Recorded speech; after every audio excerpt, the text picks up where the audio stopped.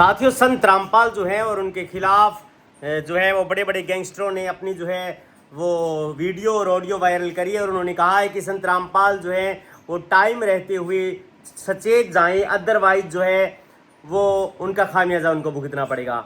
और उन्होंने कहा है कि उनके जो समर्थक उनको भगवान मानते हैं और मानते भी हैं, जिस प्रकार से संत रामपाल के जो शिष्य हैं, जो उनका अनुमोदन करते हैं, जो उनका अनुसरण करते हैं, वो वास्तव में उनको भगवान मानते हैं और कहते हैं कि भगवान थे, भगवान हैं और रहेंगे। इसके खिलाफ गैंगस्टर रोहित गोदारा और अन्य जो बड़े आला स्तर के जो है वो टॉप गैंगस्टर हैं, उन्होंने धमकी दी और कहा है कि हम तुम्हारी मूर्ति के ऊपर माला टंगवा देंगे। और उन्होंने कहा है कि बिल्कुल संत रामपाल जी की जो टिप्पणी है सनातन धर्म के खिलाफ, शिव जी के खिलाफ, प्रेमानंद के खिलाफ, अगर टाइम रहते नहीं चेते तो बिल्कुल तुमको इसका खामियाजा भुगतना पड़ेगा। तो साथियों, ये अभी लेटेस्ट न्यूज़ है और ये एक प्रकार से यूँ कहें कि संत रामपाल को सचेत होने की ज़रूरत है, क्योंकि जिस प्रकार से उन्होंने टिप्पणी की, कोई भी धर्म के खिलाफ अगर आप टिप्पणी करते हैं तो डेफिनेटली उस धर्म के लोग आपके खिलाफ होंगे।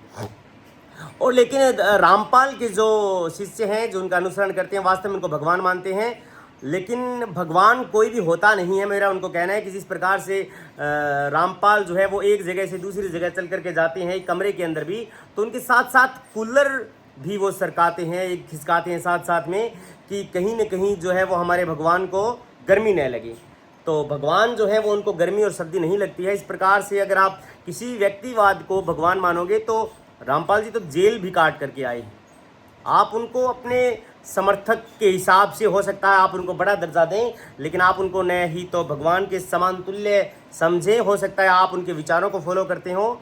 परमात्मा ईश्वर के साथ आप कंपैरिजन मत करें। और भगवान जो है वो किसी भी लोगों की इस प्रकार से आस्था को ठेस नहीं पहुंचा सकते। जिस प्रकार से उन्होंने सनातन धर्म के खिलाफ बोला है, जिस प्रकार से उन्होंने प्रेमानंद महाराज के खिलाफ बोला है, तो मुसीबतें बढ़ने वाली हो सकती हैं। जिस प्रकार से तमाम जो गैंगस्टर्स हैं उन्होंने धमकी दी है संत रामपाल को और कहा है कि इनके चेले और इनके समर्थक जो हैं, अगर वो भी इस प्रकार से वाहियात बातें करेंगे तो हम उनके खिलाफ भी मोर्चा छेड़ेंगे।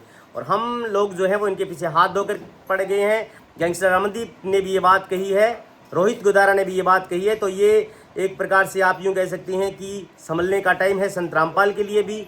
इसलिए भी है क्योंकि आप किसी भी धर्म के खिलाफ ओछी और अनर्गल टिप्पणियां करोगे तो लोग आपके खिलाफ हो सकते हैं, लेकिन इसका खामियाजा इतना अपनी जान दे करके अगर किसी को भुगतना पड़े तो डेफिनेटली ये समझने वाली बात है।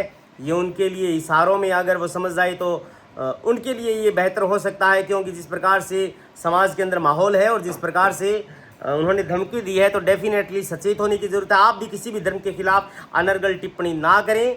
किसी की आस्था किसी धर्म में हो सकती है, हो सकता है आपको अच्छा ना लगे वो चीज़ें, वो तमाम जो चीज़ें हैं वो अच्छी ना लगें, लेकिन डेफिनेटली आप ये नहीं कह सकते किसी भी धर्म को कि छक्का है, या फिर प्रेमानंद जी महाराज जो इतने बड़े पहुँचे हुए जो ज्ञानी हैं, जिनके पास बहुत से सवालों का जवाब है।